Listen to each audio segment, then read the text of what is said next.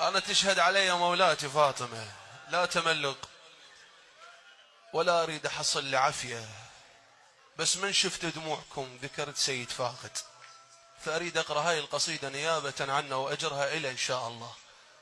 يستاهل خادم الحسين أخونا وخادم الحسين، فخلوا بكينا ولطمنا نيابة عن خدام الحسين الشهداء، كل خدام الحسين اللي ما قدروا واللي ما يقدرون يجون للمجلس، الظروف منعتهم، واللي التحقوا بركب الشهداء.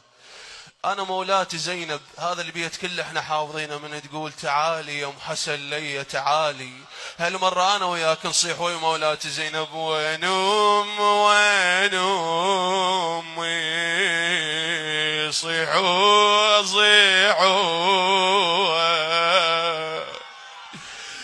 حسين.